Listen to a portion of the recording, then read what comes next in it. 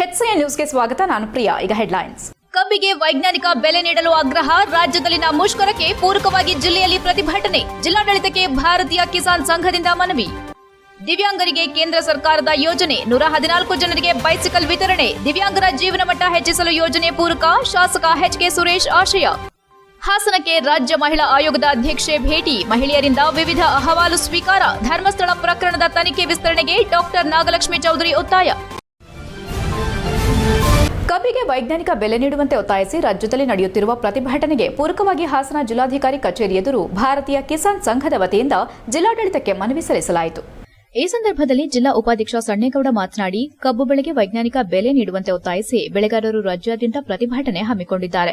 ವರ್ಷವಿಡೀ ಕಷ್ಟಪಟ್ಟು ಬೆಳೆದ ಬೆಳೆಗೆ ಸರಿಯಾದ ಬೆಲೆ ಸಿಗದೆ ಕಂಗಾಲಾಗಿರುವ ರೈತರಿಗೆ ಸರ್ಕಾರ ನೆರವಿಗೆ ಧಾವಿಸುವ ಅಗತ್ಯವಿದೆ ಎಂದರು. ಈಗಾಗಲೇ ಹಲವು ದಿನಗಳಿಂದ ಪ್ರತಿಭಟನೆ ರಾಜ್ಯದ ವಿವಿಧೆಡೆ ನಡೆಯುತ್ತಿದ್ದರೂ ಸರ್ಕಾರ ಕಣ್ಮುಚ್ಚಿ ಕುಳಿತಿರುವುದು ಖಂಡನೀಯ. ಕೂಡಲೇ ಎಚ್ಚೆತ್ತುಕೊಂಡು ಕಬ್ಬು ಬೆಳೆಗಾರರ ಮನವಿಗೆ ಸ್ಪಂದಿಸಬೇಕು. ಜೊತೆಗೆ ಅವರ ಬೇಡಿಕೆಗಳನ್ನು ಈಡೇರಿಸುವ ಮೂಲಕ ರೈತರ ಕಣ್ಣೀರು ಒರೆಸುವ ಕೆಲಸ ಮಾಡಬೇಕಿದೆ. ಆದ್ದರಿಂದ ಹಾಸನ ಜಿಲ್ಲೆಯ ಜಿಲ್ಲಾಧಿಕಾರಿಗಳ ಮೂಲಕ ಸರ್ಕಾರ ಹಾಸನ ಜಿಲ್ಲಾ ಭಾರತೀಯ ಕಿಸಾನ್ ಸಂಘ ಮನವಿ ಪತ್ರ ಸಲ್ಲಿಸುತ್ತಿದೆ ಎಂದರು.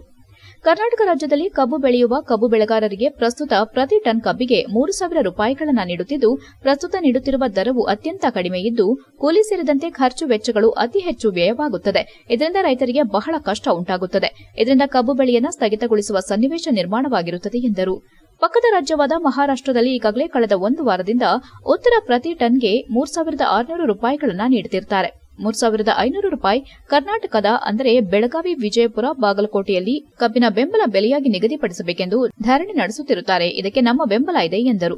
ಅದರಿಂದ ತಾವುಗಳು ದಯಮಾಡಿ ಇಡೀ ಕರ್ನಾಟಕ ರಾಜ್ಯದಲ್ಲಿಯೂ ಪ್ರತಿ ಟನ್ ಕಬ್ಬಿಗೆ 3,500 ರೂಪಾಯಿಗಳ ಬೆಂಬಲ ಬೆಲೆಯನ್ನು ನಿಗದಿ ಮಾಡುವಂತೆ ಸಂಬಂಧಪಟ್ಟ ಕಬ್ಬು ನಿಯಂತ್ರಣ ಮಂಡಳಿ ಮೂಲಕ ದರ ನಿಗದಿಪಡಿಸಿ ರೈತರಿಗೆ ಅನುಕೂಲ ಮಾಡಿಕೊಡುವಂತೆ ಸಂಘ ಒತ್ತಾಯಿಸುತ್ತಿದ್ದು, ಕಬ್ಬು ಬೆಳೆಗಾರರ ಬೇಡಿಕೆ ಈಡೇರಿಸದಿದ್ದರೆ ಮುಂದಿನ ದಿನಗಳಲ್ಲಿ ಹೋರಾಟ ಇನ್ನಷ್ಟು ತೀವ್ರಗೊಳಿಸುವುದಾಗಿ ಎಚ್ಚರಿಸಿದರು. ಈ ವೇಳೆ ಸಂಘದ ಅಧ್ಯಕ್ಷ ಮಲ್ಲಪ್ಪ, ಕುಮಾರಸ್ವಾಮಿ, ರಾಜು, ಚಂದ್ರೇಗೌಡ, ಸರೋಜಮ್ಮ, ಕೃಷ್ಣಕುಮಾರ್ ಇತರರು ಉಪಸ್ಥಿತರಿದ್ದರು. HCN news Hassan. ಭಾರತೀಯ ಕಿಸಾನ್ ಸಂಘ ಹಾಸನ ಜಿಲ್ಲಾ ಘಟಕದ ವತಿಯಿಂದ ಇವತ್ತು ಏನು ಕರ್ನಾಟಕ ರಾಜ್ಯದಲ್ಲಿ ಕಬ್ಬು ಬೆಳೆಗಾರರು ಬೃಹತ್ ಪ್ರಮಾಣದಲ್ಲಿ ಪ್ರತಿಭಟನೆಯನ್ನು ನಡೆಸ್ತಾ ಇದ್ದಾರೆ. ಕಾರಣ ನಮ್ಮ ಕಬ್ಬು ಬೆಳೆಗಾರರಿಗೆ ಪ್ರತಿ ಟನ್ ಕಬ್ಬಿಗೆ ಕೇವಲ 3,000 ರೂಪಾಯಿಗಳನ್ನು ಕೊಡ್ತಾ ಇದ್ದಾರೆ. ಇದು ಸಾಕಾಗಲ್ಲ. ಪಕ್ಕದ ನೆರೆ ರಾಜ್ಯವಾದಂಥ ಮಹಾರಾಷ್ಟ್ರದಲ್ಲಿ 3,600 ರೂಪಾಯಿಗಳನ್ನು ಬೆಂಬಲ ಬೆಲೆ ಕೊಡ್ತಾ ಇದ್ದಾರೆ. ಆದರೆ ನಮ್ಮ ಕರ್ನಾಟಕದಲ್ಲಿ 3,000 ರೂಪಾಯಿಗಳನ್ನು ಮಾತ್ರ ಕೊಡ್ತಾ ಇದ್ದು, ಇವತ್ತು ಕೂಲಿಕಾರರ ಸಮಸ್ಯೆ ಇದೆ, ಗೊಬ್ಬರದ ಸಮಸ್ಯೆ ಇದೆ, ಮತ್ತು ಉಳುಮೆ ಇದು ಎತ್ತುಗಳ ಸಮಸ್ಯೆ, ನಾನಾ ಥರ ಸಮಸ್ಯೆಗಳ ಇರುವಂಥ ಈ ಸಂದರ್ಭದಲ್ಲಿ ನಮಗೆ 3,000 ರೂಪಾಯಿ ಯಾವುದಕ್ಕೂ ಸಾಲ್ತಾ ಇಲ್ಲ. ಅದು ಹಾಗಾಗಿ ಇವತ್ತು ಕರ್ನಾಟಕದಲ್ಲಿ ಲಕ್ಷಾಂತರ ಎಕರೆ ಪ್ರದೇಶದಲ್ಲಿ ಹೆಕ್ಟೇರ್ ಪ್ರದೇಶದಲ್ಲಿ ಪಟ್ಟಣದ ಜೂನಿಯರ್ ಕಾಲೇಜ್ ಮೈದಾನದಲ್ಲಿ ಆಯೋಜಿಸಲಾದ ಕಾರ್ಯಕ್ರಮದಲ್ಲಿ ಶಾಸಕ HK ಸುರೇಶ್ ಅವರು 114 ಜನ ಅಂಗವಿಕಲರಿಗೆ ಬೈಸಿಕಲ್ಗಳನ್ನು ವಿತರಿಸಿದರು. ನಂತರ ಮಾತನಾಡಿದ ಶಾಸಕ HK ಸುರೇಶ್, ಅಂಗವಿಕಲರು ಸಮಾಜದ ಅವಿಭಾಜ್ಯ ಅಂಗ. ಅವರಿಗೆ ಪ್ರೋತ್ಸಾಹ ನೀಡೋದು ನಮ್ಮೆಲ್ಲರ ಕರ್ತವ್ಯ. ಕೇಂದ್ರ ಸರ್ಕಾರದ ಯೋಜನೆಯಡಿ ದೊರೆಯುವ ವಿವಿಧ ಯೋಜನೆಗಳು, ಸೌಲಭ್ಯಗಳು ಅವರ ಜೀವನ ಮಟ್ಟವನ್ನು ಉತ್ತಮಗೊಳಿಸಲು ನೆರವಾಗುತ್ತಿದೆ. ಈ ಯೋಜನೆಯ ಸುಮಾರು 11 ಲಕ್ಷ ವೆಚ್ಚದಲ್ಲಿ ಬೈಸಿಕಲ್ಗಳು ಅವರ ಸಂಚಾರ ಮತ್ತು ಸ್ವಾವಲಂಬನೆಗೆ ಸಹಾಯವಾಗಲಿ ಎಂಬುದು ನನ್ನ ಆಶಯ. ನಾನೇ ಸ್ವತಃ ಮನೆಗಳಿಗೆ ಸೆನ್ಸಸ್ ಮಾಡಿ ಅರ್ಹ ಫಲಾನುಭವಿಗಳಿಗೆ ಬೈಸಿಕಲ್ ಯೋಜನೆ ಮಾಡಿದ್ದೇವೆ. ಈ ಸಂದರ್ಭದಲ್ಲಿ ಕೇಂದ್ರ ಸರ್ಕಾರಕ್ಕೆ ಅಭಿನಂದನೆ ಸಲ್ಲಿಸಿದರು. HCN news Belur. ಕನ್ನಡ ರಾಜ್ಯೋತ್ಸವದ ಅಂಗವಾಗಿ ಬೇಲೂರಿನ ಶಿಲ್ಪಕಲೆಗೆ ಹೆಸರಾದಂತಹ ಬೇಲೂರಿನ ಒಂದು ಇದರಲ್ಲಿ ಇವತ್ತು ಸುಮಾರು 140 ಜನ ಅಂಗವಿಕಲರಿಗೆ ಸಂಬಂಧಪಟ್ಟಂತಹ ಯಂತ್ರೋಪಕರಣಗಳನ್ನ ವಿತರಣೆಯನ್ನು ಮಾಡ್ತಾ ಇದ್ದೀವಿ. ಯಾಕೆ ಇವತ್ತೇ ಆ ಕಾರ್ಯಕ್ರಮ ಇಟ್ಕೊಂಡಿದ್ದೀವಿ ಅಂದರೆ, ಈ ಸಾಂಸ್ಕೃತಿಕ ಕಾರ್ಯಕ್ರಮದಲ್ಲಿ ಅವ್ರು ಕರೆಸಿ ಅವರು ಅದನ್ನು ನೋಡಿ ಇದನ್ನು ತಗೊಂಡ್ರೆ ಅವ್ರಿಗೆ ಇನ್ನೊಂದಿಷ್ಟು ಬಾಳಬೇಕು, ಬದುಕಬೇಕು ಅಂತ ಆಸೆ. ಕರ್ನಾಟಕ ರಾಜ್ಯ ಮಹಿಳಾ ಆಯೋಗದ ಅಧ್ಯಕ್ಷೆ ಡಾಕ್ಟರ್ ನಾಗಲಕ್ಷ್ಮಿ ಚೌಧರಿ ಅವರು ಹಾಸನಕ್ಕೆ ಭೇಟಿ ನೀಡಿ ಮಹಿಳೆಯರ ವಿವಿಧ ಅಹವಾಲುಗಳನ್ನು ಸ್ವೀಕರಿಸಿದರು. ನಂತರ ನಗರದಲ್ಲಿ ಸುದ್ದಿಗಾರರೊಂದಿಗೆ ಮಾತನಾಡಿದ ಅವರು ಇತ್ತೀಚಿನ ದಿನಗಳಲ್ಲಿ ರಾಜ್ಯಾದ್ಯಂತ ಚರ್ಚೆಗೆ ಗ್ರಾಸವಾದ ಧರ್ಮಸ್ಥಳದ ಅಸಹಜ ಸಾವು ಪ್ರಕರಣಗಳ ಕುರಿತು ತೀವ್ರ ಪ್ರತಿಕ್ರಿಯೆ ನೀಡಿದರು. ನಾನು ಮಹಿಳಾ ಆಯೋಗದ ಅಧ್ಯಕ್ಷೆಯಾಗಿ ನನ್ನ ಕರ್ತವ್ಯವನ್ನು ನಿಭಾಯಿಸಿದ್ದೇನೆ. ಧರ್ಮಸ್ಥಳದಲ್ಲಿ ನಡೆದಿರುವ ನೂರಾರು ಅಸಹಜ ಸಾವು ಪ್ರಕರಣಗಳ ಬಗ್ಗೆ ತನಿಖೆ ಮುಂದುವರಿಯುತ್ತಿದೆ. ಆದರೆ ತನಿಖೆ ಕೇವಲ ಬುರುಡೆ ಚಿನ್ನಯ್ಯ ಎಂಬ ವ್ಯಕ್ತಿಯ ಪ್ರಕರಣಕ್ಕೆ ಮಾತ್ರ ಸೀಮಿತವಾಗಬಾರದು. ಅಲ್ಲಿ ಕಾಣೆಯಾದ ಮಹಿಳೆಯರು, ಹೆಣ್ಣು ಮಕ್ಕಳು ಎಲ್ಲಿ ಹೋದ್ರು, ಅವರ ಕೊಲೆಯಾದ್ರೆ ಅದಕ್ಕೂ ಹೊಣೆಯಾರು ಎಂಬುದರ ಬಗ್ಗೆ ತನಿಖೆ ವಿಸ್ತರಿಸಬೇಕೆಂದು ಸರ್ಕಾರಕ್ಕೆ ಮತ್ತು ಎಸ್ಐಟಿಗೆ ನಾನು ಪತ್ರ ಬರೆದಿದ್ದೇನೆ ಎಂದು ತಿಳಿಸಿದರು. ನಾವು ಬರೆದ ಪತ್ರದಲ್ಲಿ ಕಾಣೆಯಾದ ಮಹಿಳೆಯರ ವಿಚಾರವನ್ನ ಸ್ಪಷ್ಟವಾಗಿ ಉಲ್ಲೇಖಿಸಿದ್ದೇವೆ. ಎಸ್ಐಟಿ ತನಿಖೆಗೆ ಸರ್ಕಾರ ಅಗತ್ಯ ಶಕ್ತಿ ನೀಡಬೇಕು. ತನಿಖೆ ವರದಿಯನ್ನ ಮಹಿಳಾ ಆಯೋಗಕ್ಕೂ ಸಲ್ಲಿಸಬೇಕು. ತನಿಖೆಯ ವ್ಯಾಪ್ತಿ ಸೀಮಿತವಾಗದಂತೆ ನೋಡಿಕೊಳ್ಳಬೇಕೆಂದು ಹೇಳಿದರು. ಮಾಜಿ ಸಂಸದ ಪ್ರಜ್ವಲ್ ರೇವಣ್ಣ ಅವರ ಮಹಿಳೆಯರ ಜೊತೆಗಿನ ವಿಡಿಯೋ ಹಂಚಿಕೆ ಪ್ರಕರಣದ ಕುರಿತು ಮಾತನಾಡಿದ ಅವರು, ಈ ಪ್ರಕರಣ ಅತ್ಯಂತ ಸಂವೇದನಾಶೀಲವಾಗಿದೆ. ನಾನು ಇದಕ್ಕೂ ಸಂಬಂಧಿಸಿದಂತೆ ಈಗಾಗಲೇ ಪತ್ರ ಬರೆದಿದ್ದೇನೆ. ವಿಡಿಯೋ ಹಂಚಿದವರ ಮೇಲೂ ಸಮಾನ ಕ್ರಮ ಕೈಗೊಳ್ಳಬೇಕು. ಕೃತ್ಯ ಮಾಡಿದವರು ಮತ್ತು ವಿಡಿಯೋ ಹಂಚಿದವರು ಇಬ್ಬರನ್ನ ತನಿಖೆಗೆ ಒಳಪಡಿಸಬೇಕೆಂದು ಸ್ಪಷ್ಟವಾಗಿ ನಾನು ಪತ್ರದಲ್ಲಿ ಉಲ್ಲೇಖಿಸಿದ್ದೇನೆ. ತನಿಖೆ ಹಂತದಲ್ಲಿದೆ. ನಾವು ಇದರ ಬಗ್ಗೆ ನಿರಂತರ ಫಾಲೋ ಅಪ್ ಮಾಡ್ತೇವೆ ಎಂದರು. ಈ ಘಟನೆಯಿಂದ ಅನೇಕ ಮಹಿಳೆಯರ ಮಾನಹಾನಿಯಾಗಿದೆ. ಕೆಲವರು ಊರು ಬಿಟ್ಟು ಹೋಗಿದ್ದಾರೆ, ಕೆಲವರು ಕೆಲಸ ಬಿಟ್ಟಿದ್ದಾರೆ. ಇಂತಹ ಘಟನೆಗಳು ಮತ್ತೆ ನಡೆಯದಂತೆ ಸರ್ಕಾರ ಗಂಭೀರ ಕ್ರಮ ಕೈಗೊಳ್ಳಬೇಕೆಂದು ಹಿತವಚನ ಹೇಳಿದರು. ಹಾಸನದಲ್ಲಿ ಮಹಿಳೆಯರಿಂದ ಬಂದ ಅಹವಾಲುಗಳ ಕುರಿತು ಅಗತ್ಯ ಕ್ರಮ ಕೈಗೊಳ್ಳುವುದಾಗಿ ಭರವಸೆ ನೀಡಿದ ಅವರು, ಮಹಿಳೆಯರ ಹಕ್ಕು ಮತ್ತು ಗೌರವವನ್ನು ಕಾಪಾಡುವುದು ಆಯೋಗದ ಪ್ರಾಥಮಿಕ ಕರ್ತವ್ಯ. ನಾವು ಎಲ್ಲ ಮಟ್ಟದಲ್ಲೂ ನ್ಯಾಯ ಒದಗಿಸಲು ಬದ್ಧರಾಗಿದ್ದೇವೆ ಎಂದು ಸ್ಪಷ್ಟಪಡಿಸಿದರು. ಈ ಸಂದರ್ಭದಲ್ಲಿ ಜಿಲ್ಲಾ ಪಂಚಾಯಿತಿ ಮುಖ್ಯ ಕಾರ್ಯನಿರ್ವಹಣಾಧಿಕಾರಿ ಬಿಆರ್ ಪೂರ್ಣಿಮಾ, ಮಹಿಳಾ ಆಯೋಗದ ಸದಸ್ಯರು ಮತ್ತು ಜಿಲ್ಲಾಧಿಕಾರಿಗಳು ಉಪಸ್ಥಿತರಿದ್ದರು. HCN news Hassan. ಇದು 3ನೇ ದಿನ ಹಾಸನ್ ಜಿಲ್ಲಾ ಪ್ರವಾಸ ಮಾಡಿದ್ದೀನಿ. ಇವತ್ತು ನಾನು ಕಂಡಂಥ ಸಮಸ್ಯೆಗಳು ಮತ್ತು ಮಹಿಳಾ ಆಯೋಗಕ್ಕೆ ಬಂದಂಥ ಕಂಪ್ಲೇಂಟ್ಸ್ಗಳು ಮತ್ತು ಇಲ್ಲಿ ಭಾಳಷ್ಟು ಜನ ಜಿಲ್ಲೆಯಿಂದ ಬಂದು ಅವರ ಸಮಸ್ಯೆಗಳನ್ನು ಇಲ್ಲಿ ಬಂದು ಕೊಟ್ಟರು. ಇವತ್ತು ಸುಮಾರು 80% ಎಲ್ಲರಿಗೂ ಸ್ಪಂದಿಸಿದ್ದೀವಿ. ಅಲ್ಲಲ್ಲೇ ಫೋನ್ ಮಾಡಿದ್ದೀವಿ, ಅಲ್ಲಲ್ಲೇ ಎಲ್ಲರಿಗೂ ಸಹಾಯ ಮಾಡುವಂಥ ಕೆಲಸವನ್ನು ಮಾಡಿದ್ದೀವಿ. ಮಿಕ್ಕಿದ ಎಲ್ಲ ಇಲಾಖೆಗಳಿಗೆ ಪ್ರತಿಯೊಂದು ಇಲಾಖೆಯವರಿಗೆ ಕರೆದು ಹೇಳಿ ಫಾಲೋ ಅಪ್ ಮಾಡಿ ಮಹಿಳಾ ಆಯೋಗಕ್ಕೆ 15 ದಿವಸದೊಳಗಡೆ ರಿಪೋರ್ಟ್ ಮಾಡಬೇಕು ಅಂತ ಸಹ ನಾವು ಹೇಳಿದ್ದೀವಿ. ಎಲ್ಲ ಇಲಾಖೆ. HCN ನ್ಯೂಸ್ನಲ್ಲಿ ಈಗ ಒಂದು ಪುಟ್ಟ ಬ್ರೇಕ್.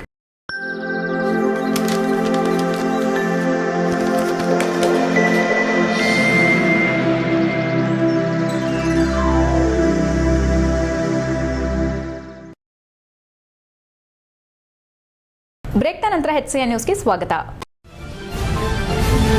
ಹಾಸನದ MCA ಕಾಲೇಜ್ ಎದುರು ಕಂಗ್ರ್ಯಾಚುಲೇಷನ್ಸ್ ಬ್ರದರ್ ಎಂಬ ಚಲನಚಿತ್ರದ ಪ್ರಚಾರ ನಡೆಸಲಾಯಿತು.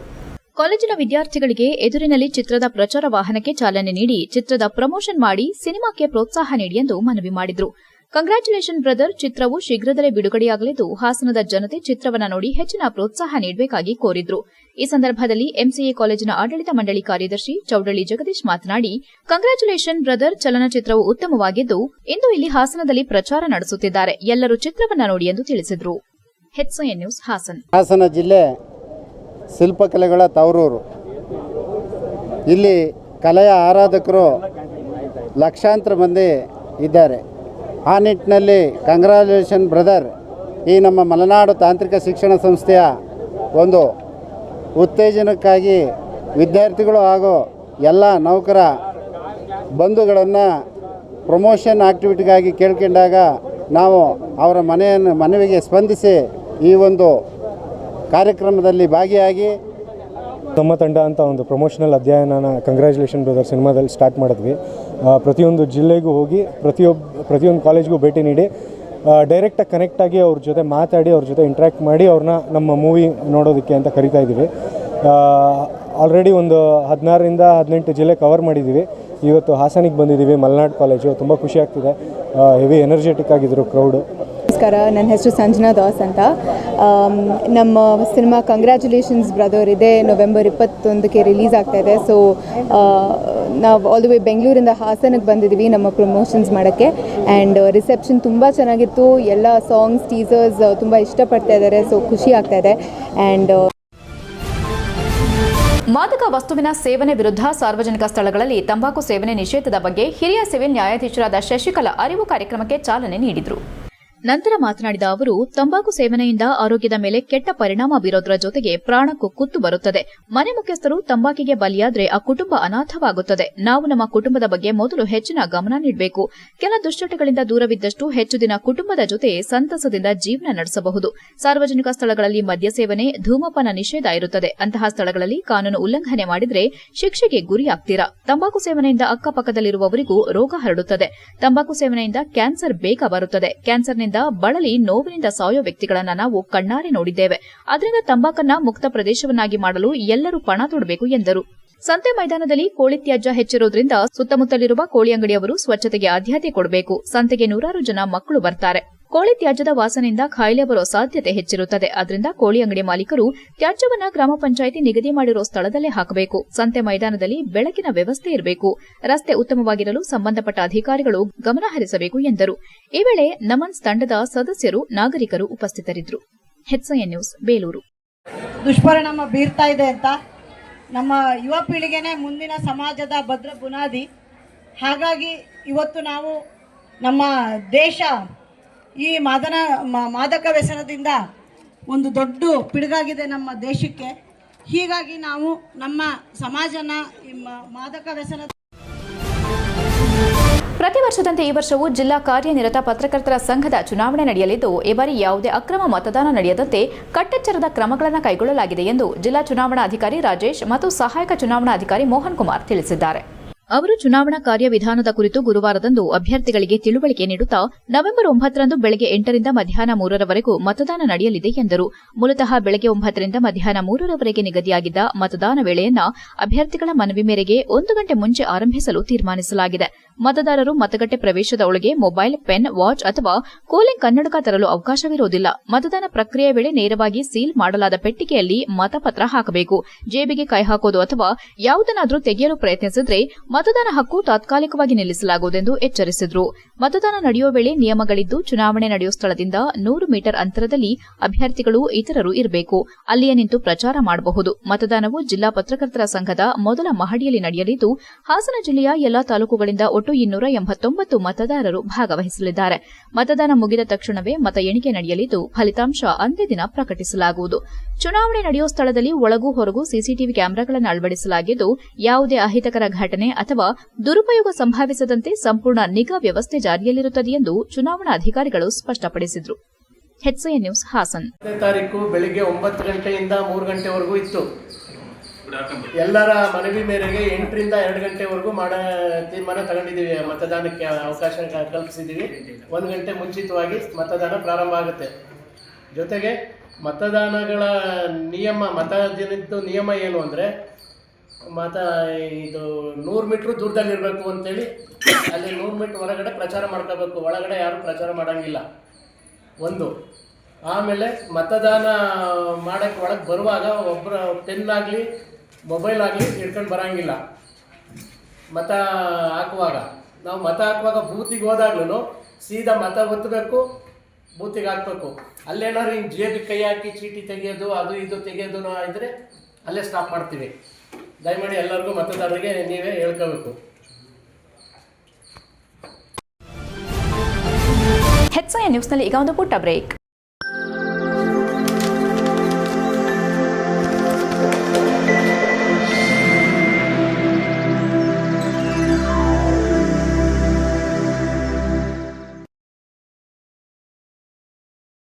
ಬ್ರೇಕ್ನ ನಂತರ HCN ನ್ಯೂಸ್ಗೆ ಸ್ವಾಗತ. ಮಾಕಬಳಿ ಗ್ರಾಮದಲ್ಲಿ ಗ್ರಾಮ ಪಂಚಾಯಿತಿಯ ನೀರಿನ ಟ್ಯಾಂಕ್ ಮೇಲೆ ಪೇಂಟ್ ಮಾಡುವಾಗ ಆಕಾಶ್ ಎಂಬ ವ್ಯಕ್ತಿ ಬಿದ್ದು ಮೃತಪಟ್ಟಿದ್ದಾರೆ. ಸುಮಾರು 31 ವರ್ಷದ ಪರಿಶಿಷ್ಟ ಜನಾಂಗದ ಪೇಂಟರ್ ಕೆಲಸ ಮಾಡುತ್ತಿದ್ದ ಆಕಾಶ್ ಹೊಳೆನರಸೀಪುರ ಪಟ್ಟಣದ ಅಂಬೇಡ್ಕರ್ ನಗರದ ನಿವಾಸಿಯಾದ ಈತ ದಿನಾಂಕ 5/11/2025ರಂದು ಸಂಜೆ 6 ಗಂಟೆ ಸಮಯದಲ್ಲಿ ಹೊಳೆನರಸೀಪುರ ತಾಲೂಕು ಕಸಬಾ ಹೋಬಳಿ ಮಾಕಬಳಿ ಗ್ರಾಮದಲ್ಲಿ ಗ್ರಾಮ ಪಂಚಾಯಿತಿ ವತಿಯಿಂದ 10 ವರ್ಷದ ಹಿಂದೆ ನಿರ್ಮಿಸಿದ್ದ ನೀರಿನ ಟ್ಯಾಂಕ್ ಮೇಲೆ ಹೊಸದಾಗಿ ಪೇಂಟ್ ಮಾಡುವಾಗ ನೀರಿನ ಟ್ಯಾಂಕ್ ಮೇಲೆ ಅಳವಡಿಸಿದ್ದ ಕಬ್ಬಿಣದ ರಾಡ್ ಮುರಿದು ಕೆಳಗೆ ಬಿದ್ದು ಮೃತಪಟ್ಟಿದ್ದಾರೆ.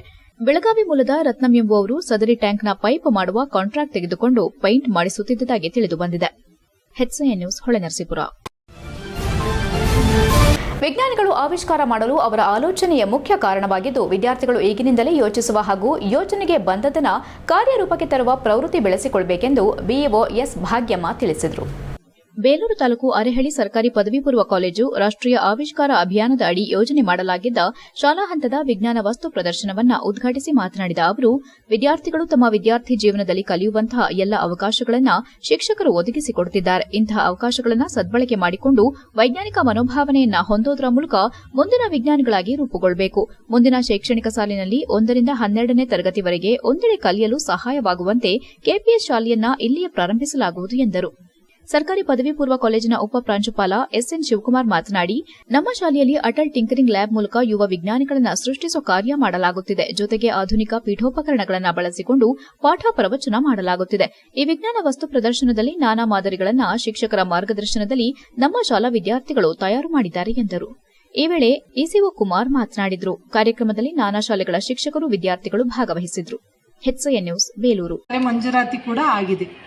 ಮುಂದಿನ ವರ್ಷದಿಂದ ಇಲ್ಲಿ ಕೆಪಿಎಸ್ ಶಾಲೆ ಈ ಒಂದು ಶಾಲಾವರಣದಲ್ಲಿ ನಡೆಯುತ್ತೆ. ಅಂದರೆ 1ನೇ ತರಗತಿಯಿಂದ 12ನೇ ತರಗತಿಯವರೆಗೆ ಒಂದೇ ಆವರಣದಲ್ಲಿ ಶೈಕ್ಷಣಿಕ ವ್ಯವಸ್ಥೆ ಇಲ್ಲಿ ಸಿಗುವಂತಹ ಒಂದು ಅನುಕೂಲ ಈ ಒಂದು ಶಾಲೆಗೆ ಸಿಕ್ಕಿರೋವಂಥದ್ದು.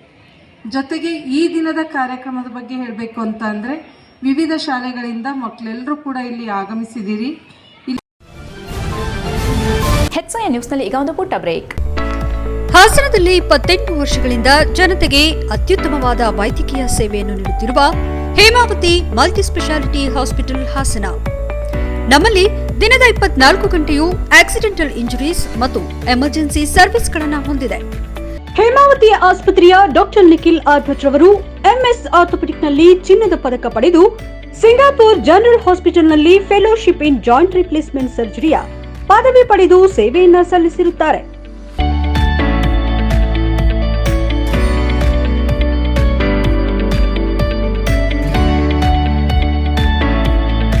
ನಮ್ಮಲ್ಲಿ ಆಂಬ್ಯುಲೆನ್ಸ್ ಸೇವೆಯೂ ಲಭ್ಯ. ಇನ್ನೇಕೆ ತಡ? ನೀವು ಯಾವುದೇ ಮೂಳೆ ಸಮಸ್ಯೆ ಹೊಂದಿದ್ದರೆ ಹಿಂದೆ ಭೇಟಿ ನೀಡಿ. ಹೇಮಾವತಿ ಮಲ್ಟಿಸ್ಪೆಷಾಲಿಟಿ ಹಾಸ್ಪಿಟಲ್, ಉತ್ತರ ಬಡಾವಣೆ, ಹಾಸನ. ಬ್ರೇಕ್ನ ನಂತರ HCN ನ್ಯೂಸ್ಗೆ ಸ್ವಾಗತ. ಬಿಜೆಪಿ ರಾಜ್ಯಾಧ್ಯಕ್ಷ ಬಿವೈ ವಿಜಯೇಂದ್ರ ಹುಟ್ಟುಹಬ್ಬದ ಅಂಗವಾಗಿ ವಿಜಯೇಂದ್ರ ಅಭಿಮಾನಿ ಬಳಗ ಮತ್ತು ವೀರಶೈವ ಲಿಂಗಾಯತ ಮಹಾವೇದಿಕೆ ವತಿಯಿಂದ ನಗರದ ಕಾಮಧೇನು ವಿದ್ಯಾಶ್ರಮದ ಆವರಣದಲ್ಲಿ ಗಂಗಾಧರೇಶ್ವರ ಸ್ವಾಮಿಗೆ ವಿಶೇಷ ಪೂಜೆ ಸಲ್ಲಿಸಿ ಆಶ್ರಿತರಿಗೆ ಅನ್ನ ಸಂತರ್ಪಣೆ ನೆರವೇರಿಸಲಾಯಿತು. ವಕೀಲ ಹಾಗೂ ವೀರಶೈವ ಲಿಂಗಾಯತ ಮಹಾವೇದಿಕೆಯ ರಾಜ್ಯ ಸಮಿತಿ ಸದಸ್ಯ ಬಿಆರ್ ವಸಂತಕುಮಾರ್ ಕಾರ್ಯಕ್ರಮ ಉದ್ದೇಶಿಸಿ ಮಾತನಾಡಿ, ಈ ನಾಡು ಕಂಡ ಅದ್ಭುತ ರಾಜಕಾರಣಿ ಮತ್ತು ಮಾಜಿ ಮುಖ್ಯಮಂತ್ರಿ ಬಿಎಸ್ ಯಡಿಯೂರಪ್ಪ ಅವರ ಮಗನಾದ ಬಿಜೆಪಿ ರಾಜ್ಯಾಧ್ಯಕ್ಷ ಬಿವೈ ವಿಜಯೇಂದ್ರ ಅವರ ಹುಟ್ಟುಹಬ್ಬದ ಅಂಗವಾಗಿ ರಾಜ್ಯಾದ್ಯಂತ ಹುಣ್ಣಿಮೆ ದಿನವಾದ ಇಂದು 108 ದೇವಾಲಯಗಳಲ್ಲಿ ವಿಶೇಷ ಪೂಜೆ ಸಲ್ಲಿಸಲಾಗುತ್ತಿದೆ. ಅದರ ಭಾಗವಾಗಿ ಹಾಸನದಲ್ಲಿಯೂ ಇಂದು ಈ ಕಾರ್ಯಕ್ರಮ ನಡೆಯುತ್ತಿದೆ ಎಂದರು. ಮುಂದಿನ ದಿನಗಳಲ್ಲಿ ವಿಜಯೇಂದ್ರ ಅವರಿಗೆ ಈ ರಾಜ್ಯದ ಪ್ರಮುಖ ಸ್ಥಾನಗಳಲ್ಲಿ ಅಧಿಕಾರದ ಚುಕ್ಕಾಣಿ ಹಿಡಿಯುವ ಮೂಲಕ ಇನ್ನಷ್ಟು ಜನಸೇವೆ ಮಾಡುವ ಅವಕಾಶ ಸಿಗುವಂತಾಗಲಿ. ಈ ಮೂಲಕ ಸಮುದಾಯಕ್ಕೆ ಇನ್ನಷ್ಟು ಗೌರವ ತರುವ ಕೆಲಸ ಮಾಡಲಿ ಎಂದು ಆಶಿಸಿದರು. ವೀರಶೈವ ಲಿಂಗಾಯತ ಮಹಾಸಭಾ ತಾಲೂಕು ಅಧ್ಯಕ್ಷ ಕಟ್ಟಾಯ ಶಿವಕುಮಾರ್ ಮಾತನಾಡಿ, ಬಿವೈ ವಿಜಯೇಂದ್ರ ಯುವ ರಾಜಕಾರಣಿಯಾಗಿ ಹೊಸ ಆಲೋಚನೆಗಳೊಂದಿಗೆ ಬಿಜೆಪಿಯಲ್ಲಿ ತಮ್ಮದೇ ಆದ ಕೊಡುಗೆಗಳನ್ನು ನೀಡಿದ್ದಾರೆ. ದೇವರು ಅವರಿಗೆ ಆಯಸ್ಸು, ಆರೋಗ್ಯ ಕೊಟ್ಟು ಕಾಪಾಡಲಿ ಎಂದು ಹಾರೈಸಿದರು. ಸಮುದಾಯದ ಮುಖಂಡ ಕಟ್ಟೆಗದ್ದೆ ನಾಗರಾಜ್ ಮಾತನಾಡಿ, ವಿಜಯೇಂದ್ರ ಅವರು 50ನೇ ವರ್ಷಕ್ಕೆ ಕಾಲಿಡುತ್ತಿದ್ದು, ಅವರ ಅಧಿಕಾರಾವಧಿಯಲ್ಲಿ ರಾಜ್ಯಕ್ಕೆ ಉತ್ತಮ ಕೊಡುಗೆ ನೀಡುವಂತಾಗಲಿ. ಅವರು ಮುಂದಿನ ದಿನಗಳಲ್ಲಿ ಈ ರಾಜ್ಯದ ಮುಖ್ಯಮಂತ್ರಿಯಾಗಲಿ ಎಂದು ಶುಭ ಹಾರೈಸಿದರು. ಈ ವೇಳೆ ವೀರಶೈವ ಲಿಂಗಾಯತ ಮಹಾವೇದಿಕೆ ಜಿಲ್ಲಾಧ್ಯಕ್ಷ ಎಸ್ಎಸ್ ಪ್ರಸನ್ನ ಹಾಗೂ ಸಮುದಾಯದ ಮುಖಂಡರಾದ ತೇಜಮೂರ್ತಿ, ಹರೀಶ್, ಯೋಗಾನಂದ, ವಿಜಯಣ್ಣ, ಸಂಪತ್, ಸತೀಶ್ ಹಾಗೂ ಮುಂತಾದವರು ಪಾಲ್ಗೊಂಡಿದ್ದರು. HCN news, Hassan. Vasanthakumar B R, ವಕೀಲರು, ವೀರಶೈವ ಲಿಂಗಾಯತ ಮಹಾವೇದಿಕೆಯ ರಾಜ್ಯ ಸಮಿತಿಯ ಸದಸ್ಯರು. ಇಂದು ನಮ್ಮ ರಾಜ್ಯ ಕಂಡಂಥ ಅತ್ಯುತ್ತಮ ಮುಖ್ಯಮಂತ್ರಿ BS ಯಡಿಯೂರಪ್ಪರವರ ಸುಪುತ್ರರಾದಂಥ ಬಿವೈ ವಿಜಯೇಂದ್ರ ಅವರ 50ನೇ ವರ್ಷದ ಹುಟ್ಟುಹಬ್ಬವನ್ನು ನಾವು ಹಾಸನ ಜಿಲ್ಲೆಯಾದ್ಯಂತ 108 ದೇವಸ್ಥಾನಗಳಲ್ಲಿ ಹುಣ್ಣಿಮೆಯ ವಿಶೇಷ ಪೂಜೆಯೊಂದಿಗೆ ಪ್ರಾರಂಭ ಮಾಡಿದ್ದೇವೆ. ಆ ಭಾಗವಾಗಿ ಇವತ್ತು ಕಾಮಧೇನು ವೃದ್ಧಾಶ್ರಮದಲ್ಲಿ ಶ್ರೀ ಗಂಗಾಧರೇಶ್ವರನಿಗೆ ಪೂಜೆ ಸಲ್ಲಿಸಿ ಆಶ್ರಮವಾಸಿಗಳೊಂದಿಗೆ ಹುಟ್ಟುಹಬ್ಬವನ್ನು ಆಚರಿಸ್ತಾ ಇದ್ದೇವೆ. ತದನಂತರ ಇದಾದ ಕಾರ್ಯಕ್ರಮದ ನಂತರ ಎಲ್ಲ ಹಳ್ಳಿಗಳಲ್ಲಿ ಈಗಾಗಲೇ ಸಂಭ್ರಮಾಚರಣೆ ಪ್ರಾರಂಭವಾಗಿದೆ. ಹಾಗೆ ಸಂಜೆ ಸಮಾರೋಪ ಸಮಾರಂಭವನ್ನು ನಾವು ತೇಜೂರು ಮಠದಲ್ಲಿ ಎಲ್ಲರಿಗೂ ನಗರದ ಸಾಲ್ಗಾಮೆ ರಸ್ತೆ ಬಳಿ ಇರುವ ಮಲೆನಾಡು ಇಂಜಿನಿಯರಿಂಗ್ ಕಾಲೇಜಿನ ಆಲುಮ್ನಿ ಹಾಲ್ನಲ್ಲಿ ಗುರುವಾರ ನಡೆದ ಕೇಂದ್ರ ಕೈಗಾರಿಕೆ ಮತ್ತು ವಾಣಿಜ್ಯ ಇಲಾಖೆ, ಕರ್ನಾಟಕ ರಾಜ್ಯ ಕೈಗಾರಿಕೆ ತರಬೇತಿ ಕೇಂದ್ರ, ಟೆಕ್ಸಾಸ್ ಬೆಂಗಳೂರು ಘಟಕ ಮತ್ತು ಜಿಲ್ಲಾ ಕೈಗಾರಿಕಾ ಕೇಂದ್ರದ ವತಿಯಿಂದ ಯಶಸ್ವಿಯಾಗಿ ನಡೆಸಲಾಯಿತು. ಕಾರ್ಯಕ್ರಮದ ಮುಖ್ಯ ಅತಿಥಿಗಳಾಗಿ ಟೆಕ್ಸಾಸ್ ಬೆಂಗಳೂರು ಘಟಕದ ಸಲಹೆಗಾರ ಮತ್ತು ಕಾರ್ಯನಿರ್ವಹಣಾಧಿಕಾರಿಯಾದ ಸಿದ್ದರಾಜು ಅವರು ಭಾಗವಹಿಸಿ ಮಾತನಾಡಿದರು. ವಿದ್ಯಾರ್ಥಿಗಳು ಮತ್ತು ಯುವ ಉದ್ಯಮಿಗಳಿಗೆ ಕೈಗಾರಿಕಾ ಮತ್ತು ವಾಣಿಜ್ಯ ಇಲಾಖೆಯಿಂದ ನೀಡಲಾಗುತ್ತಿರುವ ವಿವಿಧ ಯೋಜನೆಗಳು ಮತ್ತು ಸೌಲಭ್ಯಗಳ ಕುರಿತು ಸವಿಸ್ತಾರ ಮಾಹಿತಿಯನ್ನ ನೀಡಿದರು.